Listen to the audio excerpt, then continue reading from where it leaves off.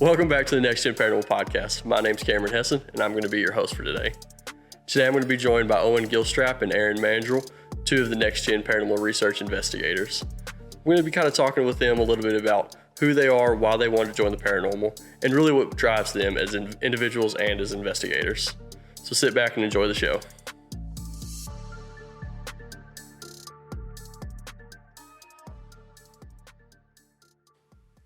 All right, so now we're joined by Owen Gilstrap.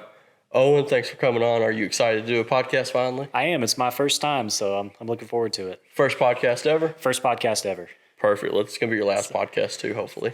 I'm just kidding. We love you, Owen. You're a good guy. I try. I'm glad to be here. So, Owen, I know a little bit about you. Obviously, you're the newest one to the bunch. You came around, you just won't go anywhere. Right. I kind of just wrapped a rope around you and was like, hey, let's go ghost hunting. So, I know a little bit about you, but the people aren't super familiar with you. They just know you've popped up in a couple of videos. Right. Which is sort of how it feels about our relationship with you. You just kind of popped up. So tell the people a little about who you are, how old you are, what you do for work, all those. Gotcha. I'm a pretty simple person. I've got a 6-year-old dog named Leo. He's a border collie, kind of mixed with a healer a little bit. Take him everywhere I go as much as I can. At work, I won't name the company just because, copyright. But I work at a doctor's office, and I do a lot of scheduling for them. Nothing super fancy, but pays my bills that I have.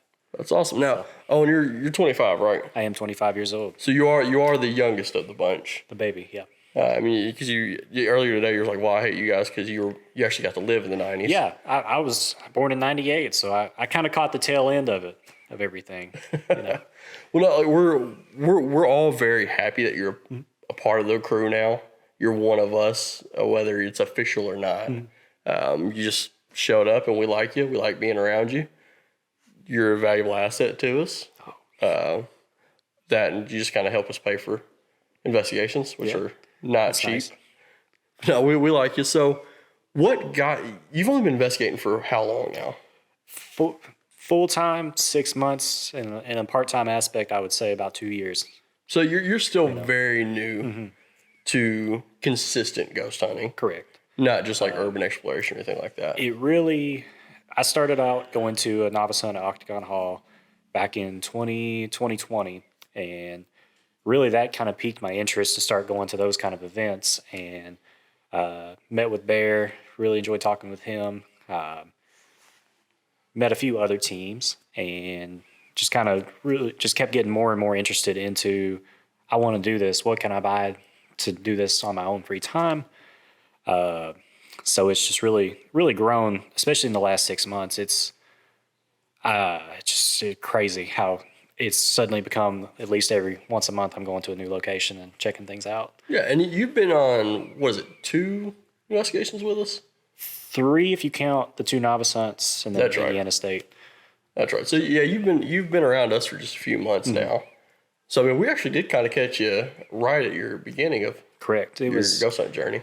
It was August that we met up on the porch at Octagon Hall? It's about August, something like that. You guys were filming with Western Kentucky. Yeah, that's true. We were doing a thing for WKU for their news. Yeah, that's right. I'm glad you remember that. I forgot about that part. Oh, yeah. I remember because I think I saw it on your Facebook page. I was like, hey guys, check it out. I'm on the news, You were there for like 3 seconds. Yeah, I think I was shaking Adam's hand in the background. I just left the gym. I was hanging out with can I say Beth? You can say Beth. We've mentioned Beth's name a few times. Okay. So I was hanging out with Beth for a brief time, and she's like, come on up here to the porch and meet this other team. So there we were. And now you have somehow found a way to tag along to Indianapolis with us to go investigate Indiana State. Right. So we had to put up with you for 3 days. And then we got to put up with you for another 3 days coming up soon. Right. And now you just won't leave my apartment. Don't apologize to the mic. I did that last time. I didn't. I just said, whoop. Now, it is very cool that you're a newer investigator. Jimmy and I, when we first started, we had our set challenges, whether it was not getting the respect that we felt we deserved just because of how young we were trying to run a paranormal team. But that was a different thing. We were trying to lead a team. What is it like being a younger paranormal investigator? Like, you're just getting started. What is some challenges you're facing? what is something you're noticing that's just a little more difficult that you've experienced in your own?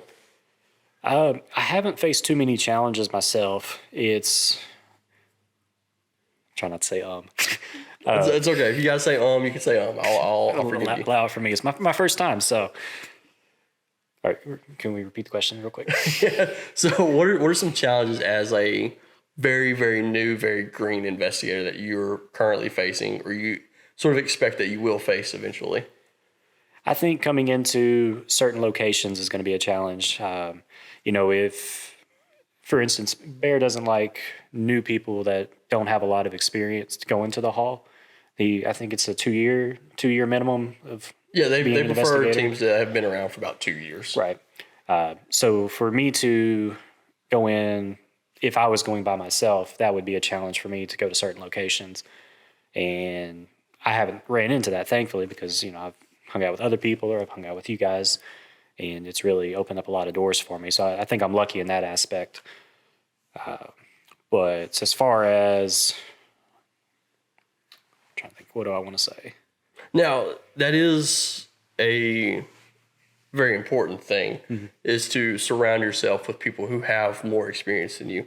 When Jimmy and I started this, we were 17 years old.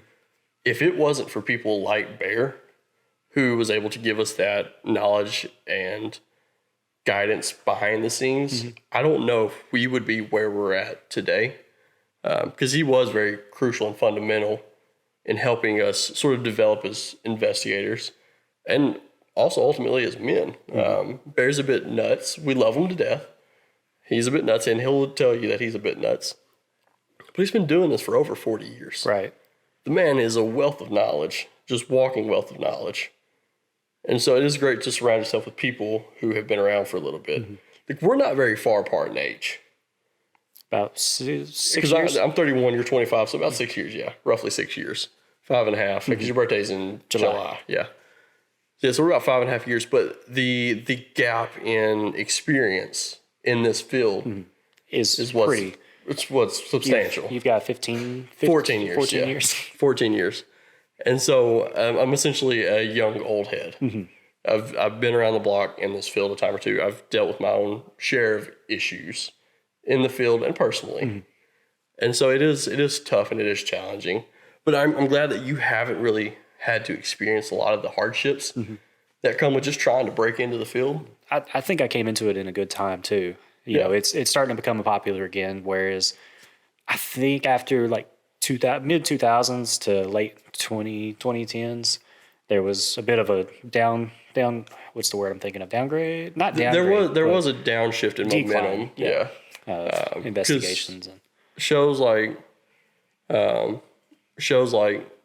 Ghost Hunters had started to kind of decline in popularity. They were kind of rotating through cast members. So yeah, you came into it at a good time because you haven't really had to experience any hardships that, say, Jimmy and I had to. And you're not trying to lead a team. You've been lucky enough to join a couple teams that've been around. You've investigated with a couple other teams before. You investigated with us. And so you haven't had to really worry about any of that, which is very cool, and I'm very fortunate for it. Now, knowing that you've investigated with a couple other teams, what's like your favorite location that you've been to? Favorite location, I always say the Hall because that's where I started. But for me, it would definitely be the USS LST 325. Just the history behind that, knowing that it was kind of involved in the D-Day invasion. A couple days after, not part of the initial battle, but just being there and that kind of history is really, really cool to me. I mean, we've talked a little bit about that ship, and then hopefully one day I can get on that ship too. I know you said you're friends with the guy, and hopefully we can get something worked out. Obviously, that's not in our control, and so we're just kind of hope that the paranormal gods decide to lay a hand on us and help us out there. But if I remember correctly, you had a very profound experience on that ship. I did. It became a very emotional situation for me. Can you kind of explain a little bit about what happened on that ship? That getting the chills thinking about it. You know, well, your eyes are kind of glassed over too. So, so can I say his name? Is that okay, Corey? Yeah, cool. Just apologize to him, not me. Corey. No, he might think it's cool that I talked about it. I don't know. So our buddy Corey, he's the one that got us into going on the ship, and it was just him and I down in I want to say it's like a bunk room. There's showers and a couple of beds and like a little table. I've got the EVP recorder sitting here, and he's adjacent to me, kind of about the same distance, about where Jimmy is, I'd say. And we're communicating with some kind of spirit. It didn't feel negative at first, but it just as the interaction went on, I started getting kind of a bad feeling in my stomach.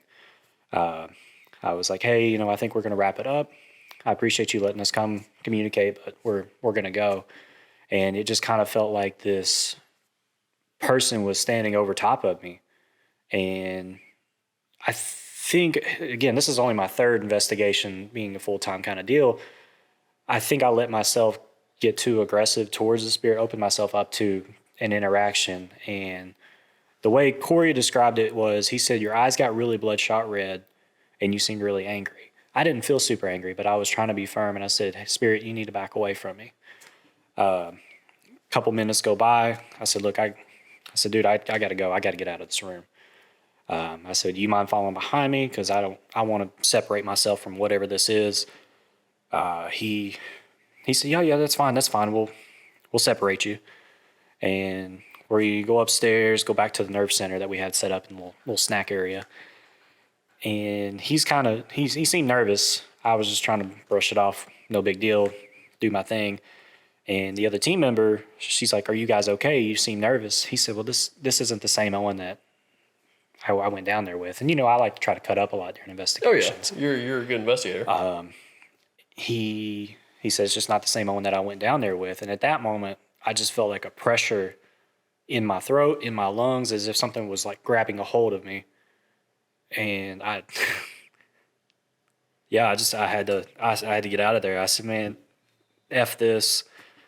I need a minute. And I walked out on deck and just started bawling my eyes out. It was crazy. Never had an experience like that before. Well, I mean, I can see it just kind of talking to you now. Like, it is something that still affects you. Because I can see it in your eyes right now that it is something that still kind of sticks with you a little bit. And I don't know if you ever told me that. Sorry, Mom. I never told you about this. Listen, my mom gets on to me too, because there's stuff that she hears on this that she's never heard before. It's like, why do I have to watch your video to know a little bit more about my son? Yeah. But no, I can tell it does still affect you. And obviously when you're with us, our goal is to kind of keep you out of situations that can harm you in any way. Oh, do I got a... Yeah, you got a little tear running down. A little something. Yeah, our job is kind of keep you out of those situations. And so that is a challenge that you're facing. Like, you're very new to this. You haven't really had those very heavy, sticky experiences like that before. So they're just trying to figure out how to process it and manage your composure in the situations is something that it comes with time, but it's nothing that you'll ever fully be able to manage. Right. Because those situations, like, you can't control it. You don't know what's happening. You can't be like, no, stop, spirit. Yeah. Like, they're going to do what they want to do. Right. I mean, you're coming into their area. And, I'm really glad that Corey was there to, I guess, back up that claim. I wish we had been recording like an actual video shot, because to me, yes, that can be really scary as it happens, but I want to see that kind of just to learn from it, see, okay, what are the first signs that I started to notice? And not just for me, but for somebody else, if I notice these things with another person. Now, can we kind of dive into it just a little bit? Are you cool with that? Yeah, to an extent. So obviously I'm not there. Corey, that's his name, right? Corey was the one that was there with you.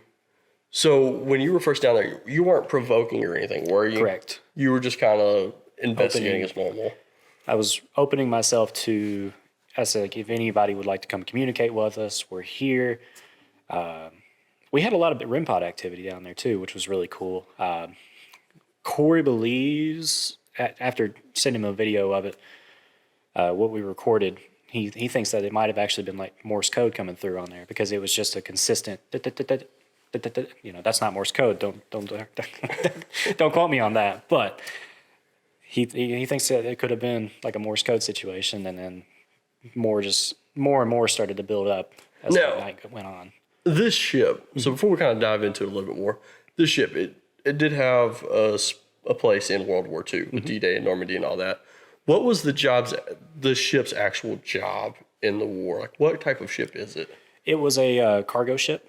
It just mainly transported troops to and from the bigger ships. Okay. So these troops, essentially, you would think some of these troops have experienced trauma. War, in a sense, yeah. Because especially World War II, that was a very sticky war. It was a very messy war. And it was a very important war for the world as a whole. Like I said, the amount of trauma that these people encountered, like that, the spirit may not have been specifically attacking you. They may have just kind of been imprinting what they were feeling. Yeah, their feelings. And so maybe you were just kind of feeling that a bit of emotion, whether it's they just lost a battle buddy, or whether they were thinking about missing family back home. Like, there's really no way of knowing, but it's still possible. It's very, try and form a clear train of thought here for the people. Right.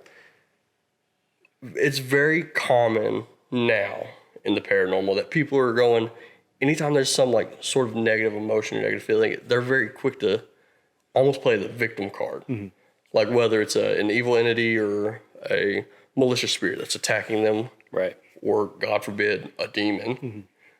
That's not always the case. I mean, you got to think, these people lived lives and they've gone through trauma just like all of us have gone through trauma. And they could just be potentially showing you what they're feeling.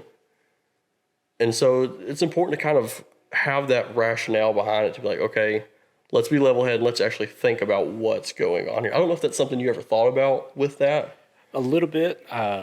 I think it was just because I was so new. Now 10 minutes after this, we all went down there again to try to see if we could continue some kind of interaction, because it was probably the highlighted room. I really hope we get to go, because I want to show y'all everything about it. But I just think, I don't even know where I was going with that.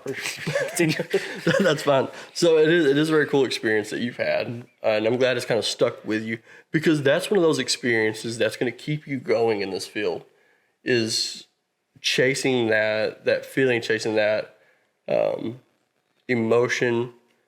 There's another word I'm looking for. I just can't think of it right now. And so like, you're gonna see. I told you guys not to worry about it as much. But it kind of keeps you going. It keeps you motivated to adrenaline, to try and find that adrenaline rush again. And that may be kind of where I was going with that. We went back down 10 minutes later to see if we could get that same interest again. Now, we're going to get off of that just a little bit, just for the sake of time. Obviously, you're going to be around for a little bit, so we can always tell the story again if we need to. Now, you're a younger investigator. You've been on a few things with us. You've been very fortunate to visit LST 325. So you've actually been to a lot of really cool places in this field. What's one place that you haven't been that you really look for, either you look forward to going or you really want to go as like a highlight investigation for you? Number one on my bucket list has got to be Gettysburg. I've always wanted to go, not even just to investigate, just to be there and see the history and experience everything that they have to offer there. I've read multiple stories about people go and they just feel it's is it solemn? Solemn, is that the word? I don't know. I gotta figure out where you're going with it so I can know. Yeah, it's a very humbling experience. We'll say that, just because just the amount of casualties and the war that occurred there. Yeah, I mean, Gettysburg, it's a place that we've never been. We've investigated a battlefield. I haven't yet. I feel like the soldiers, because I have my own war story from that battlefield. Have we told you about that? You've told me about the ticks. Yeah, so that's essentially where my PTSD comes in from. So we were in Perryville, here in Kentucky, investigating. It was July 23rd. It was Jimmy's birthday, actually, because we had given Jimmy a honey bun birthday cake and gave him a little like princess crown and all this stuff. There are pictures that we still have to prove all of it. You know, my birthday's coming up in a couple months. We might get you a honey bun and a princess crown too. Oh man, I hope so.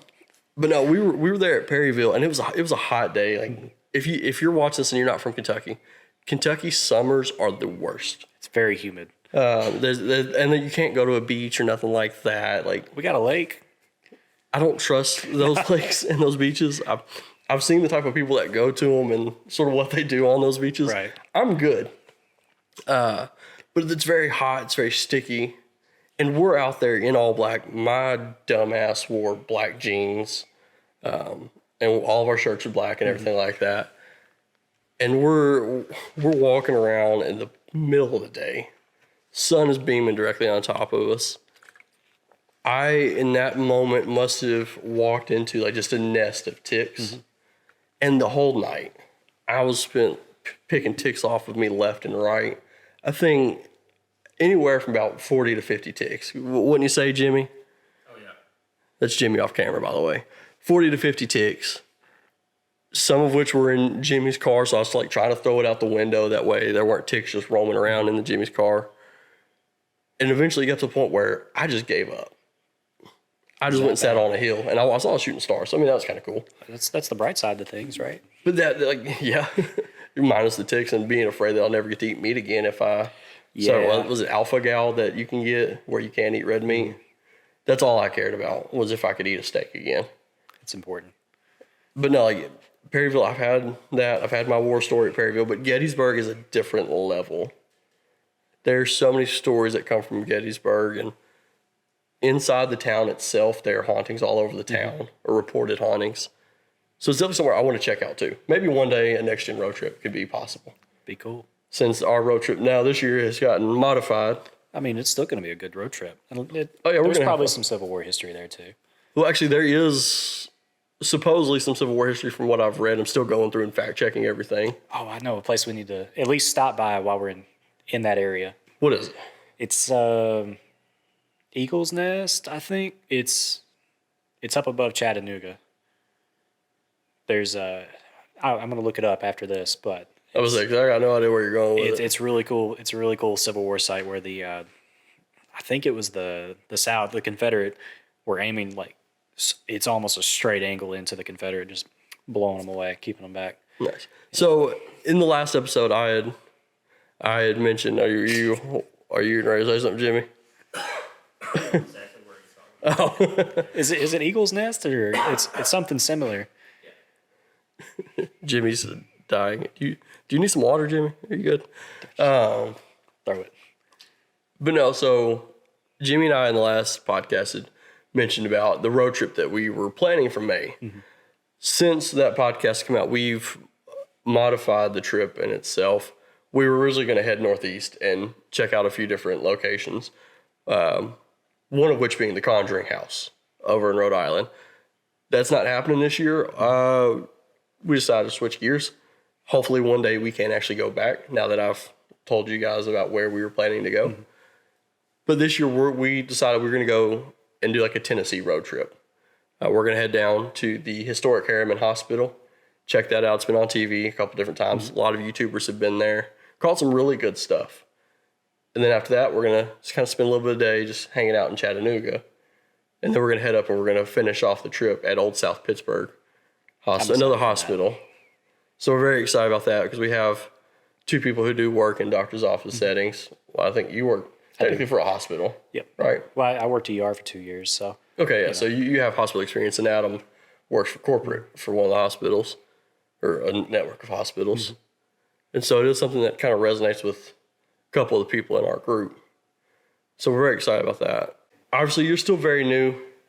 What's a goal that you have for yourself in 2024 as an investigator? Whether it's something you want to learn or something you want to get more comfortable with?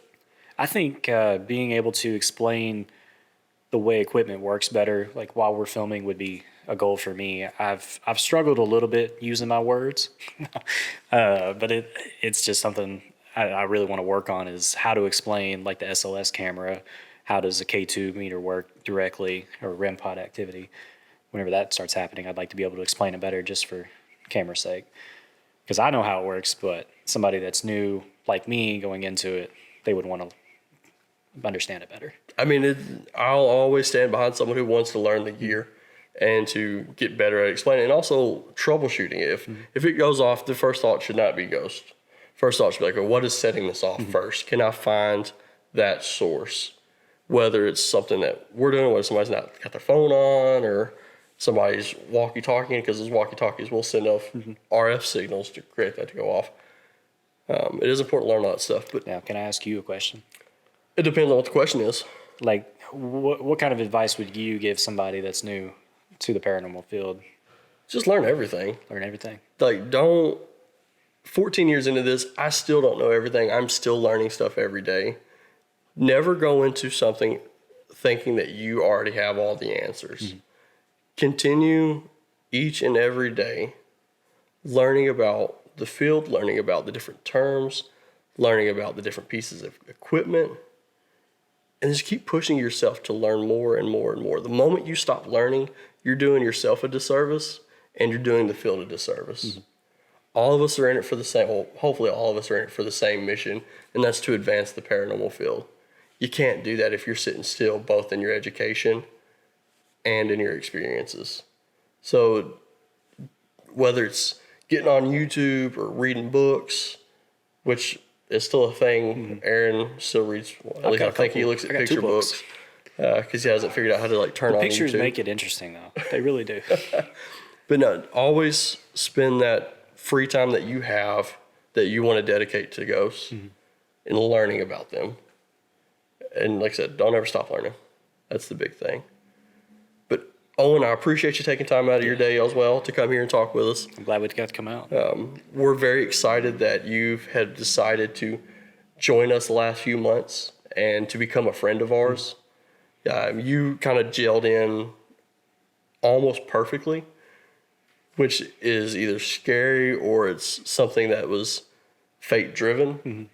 Because you might have been creeping on us trying to figure out what we like to make sure that you fit in with us. Wouldn't be surprised. You saw what I got you for Christmas, right? That's true. It's still sitting over there. But thank you for coming, man. We're excited. We're looking forward to you joining us on a couple more investigations in 2024. I'm looking forward to it. Appreciate you letting me come on and chit chat. Oh, absolutely. You'll be on some more, I'm sure. Yeah. Anyways, guys, thanks for watching. If you have any questions, feel free to comment. Feel free to email us, whatever you want to do. We're looking forward to continue posting more and more content like this on the page. And very soon we will have the Indiana State video dropping, which is somewhere that we've all been to. And we had a great time there. A lot of great stuff happened. That's going to be coming out very soon. I'll let you guys know when that's getting ready to drop. But if you haven't already, please hit that like button on the bottom of the video. Click subscribe and share this with your friends. The more people we get out there, the better it's going to help with the algorithm. And more people will be able to see this video, and that's the big thing, and all future videos that we have coming up.